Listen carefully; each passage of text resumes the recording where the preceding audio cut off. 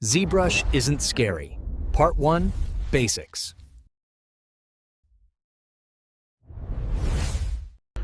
Hi, welcome to the course ZBrush isn't scary. My name is Daniel Bayat, and today I want to introduce something cool in ZBrush, that is dynamic simulation for the clothes and wrinkles of the fabric that I used to use Blender or Marvelous Designer, other software except ZBrush. But now I want to introduce some features that come with ZBrush, and I'm really shocked about it because it's very easy and handy, and it just simulated very fast. So let me clear my canvas and bring a sphere and go to edit mode. And usually I don't like this matte gap, and I just change it to matte gray. So great, I want to just use this sphere as a collision, and let me just make it 3D and bring my fabric shape is kind of rectangle or quad shape that I use plain 3D as a fabric. Let me just rotate it. We can see it on this angle because it's just have one face and it's not a double. I put the double button in double-sided button in my custom UI that I explain how to use the custom UI and download mine. You can find it in previous videos, but if you don't have it, just go here to display property and just check the double to see both sides of your mesh. Okay, just let me make it bigger. So I think it's cool. So the story is, I want to just this plane work as a fabric and fall down, and this sphere works as a collision and affect this fabric. It is very easy. So let me just before do this thing, make some thickness to this fabric. Go to geometry and find dynamic subdiv, because we just want to see this effect for thickness and division, not use it as a real one, just extrude the faces. I just want to see it as a dynamic, so enable the dynamic. And for the thickness, I just maybe less, or the smooth subdiv is 2. It's kind of like you do it as a 2 subdivision. So okay, this mesh has subdivision, and now I want to just simulate it. So let's cut to the chase. For simulation, we have some palette here named dynamics. Let me just open this divider and bring the dynamic palette here, and there is a lot of options that I explain some of them to you. The first one is about the steps. It's 100 steps for just thinking and calculating this fabric and use it very accurate, physical accurate. So 100% is the default, and I will use more to show you what's the difference between this number. And just forgot firmness by now, and just I want to go cut to these two things. I want to just enable on brush and floor collision, because let me enable the floor.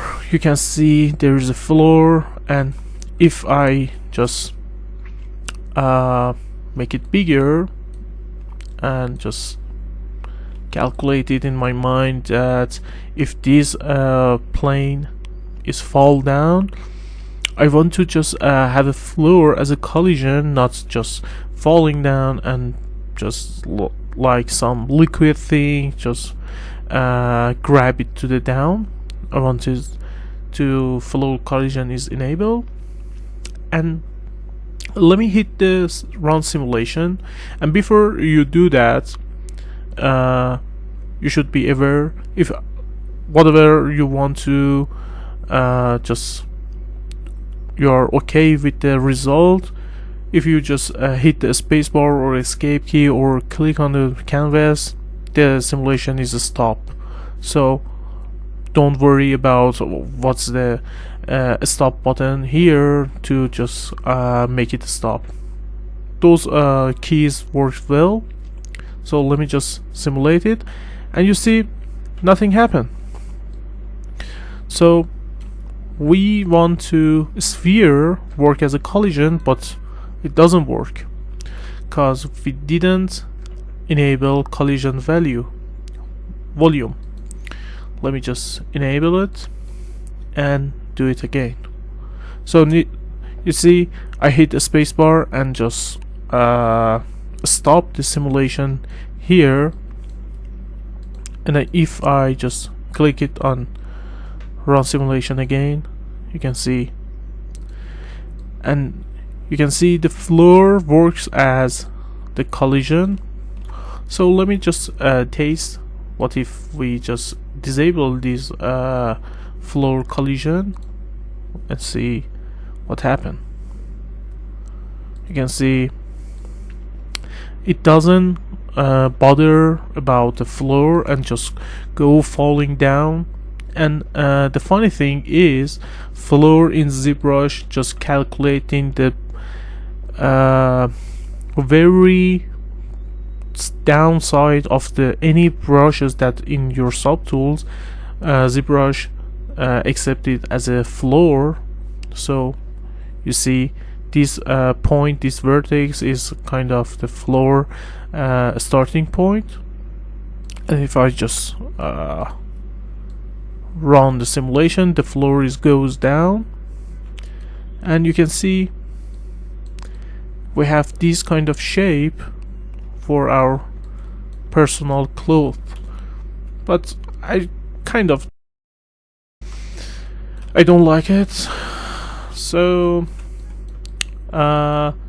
this is the very simple tutorial for clothes, but I want to introduce something very cool that ZBrush comes with as a brush. You can see there is some brushes about the cloth here, for example cloth twister. So cloth twister just make your mesh works as a close twisting, as this thumbnail is explained. But I suggest to just reduce the Z intensity to have the effect very soft and smooth.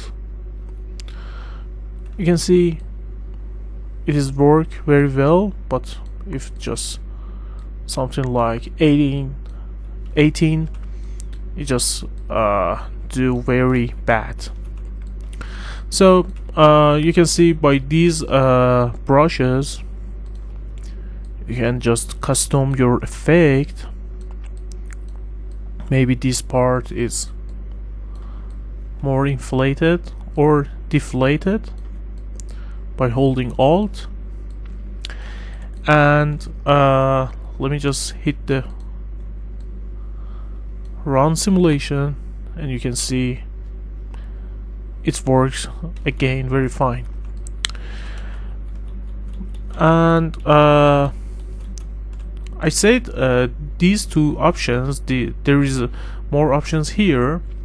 For example, firmness, that is work for kind of fabric you use in your simulation. For example, 2 is worked as a kind of cartoon fabric, and if I just increase the number to 4 or 5,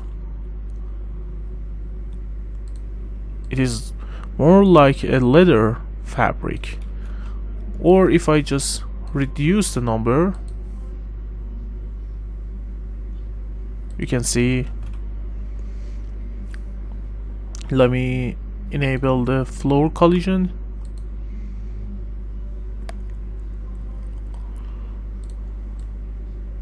So there is something cool that ZBrush always think the floor is somewhere just the nearest bottom part of the object.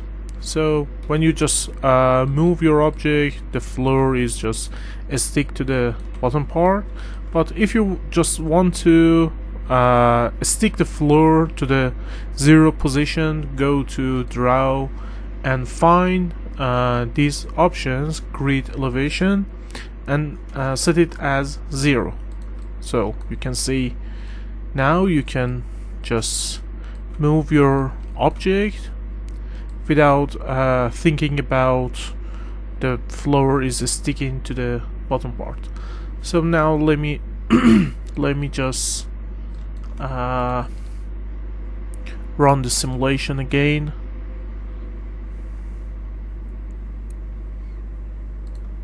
So you can see there is some collapse here, I suppose, because it doesn't have self collision. So let me just put self collision to 2 and see it again. Maybe it doesn't just. Now it's better, cause before we can just see the mesh is just inflate with each other, just blending, and it is very hard for UV and do other stuff. And actually in a real life you can see the other side of your clothes, your fabric just goes into the other, and it's just make it fake. So be aware of self collision, and you can see it's kind of like a silky fabric, but let me just make it like a leather by firmless. See, it doesn't have enough how can I say, enough width to just be softened and take a shape. It's very hard and leather fabric. So this is the way you can just work and play with these numbers to find out which one is suitable for you. Let me just find another thing. And you can just maybe duplicate your collision to make the silhouette of the shape you want. For example, let me just bring my cube here, and maybe I want to have a car, and it's a car math, something like that. Maybe I just want to give you the idea of blocking the silhouette. Oh, you see, it just worked on this subtool, and I just have to back to my main cloth, and again just make it as a 2, and self collision maybe as 1.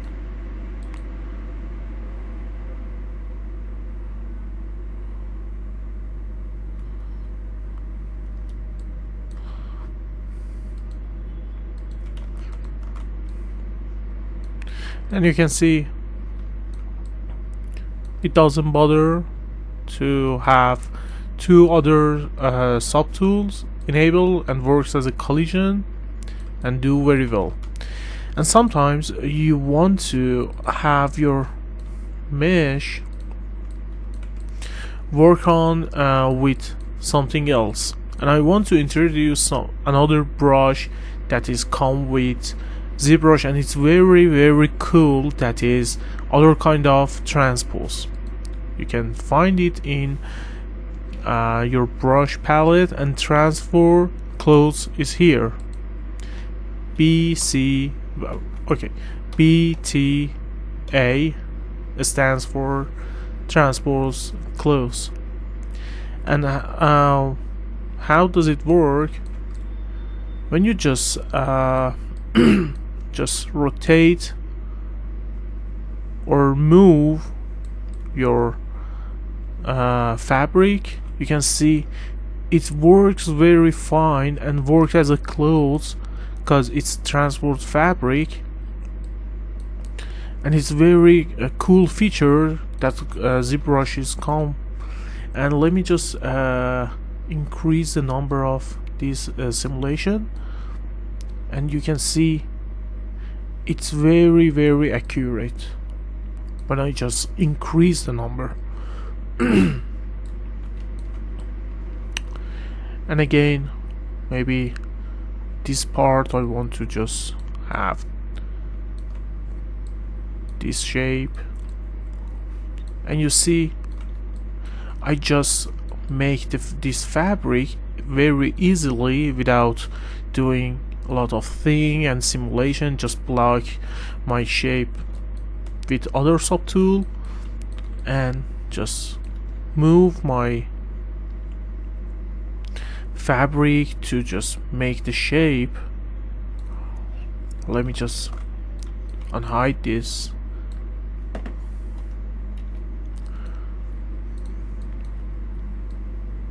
And still it recognize these subtools. Let me just delete them. And oh,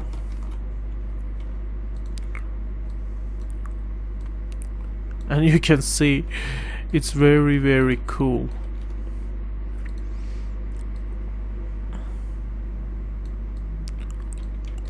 You see, this is how I really like ZBrush. You just fold the fabric very easily, and if you work with Marvelous Designer or Blender, Blender is easier than Marvelous as a simulation, because it's really fast. But this is really game changer. It still has a its topology as a quad.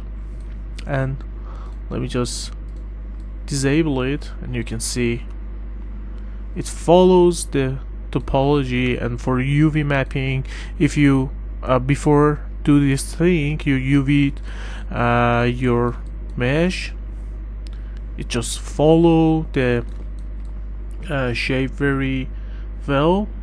And maybe you just enable the dynamic and use the micro poly, and you can see, for example, this shape. You can just make the shape very easily without bothering yourself. See, a lot of things you can do, and it just, I suppose it's just work with brush size.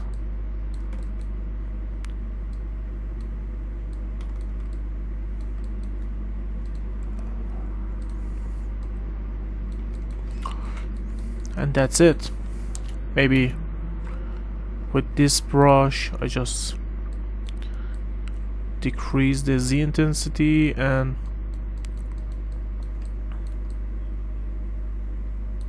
just tweak the shape,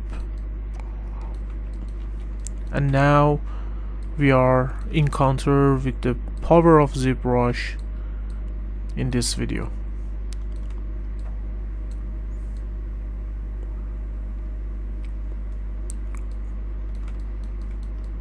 yeah, very cool feature.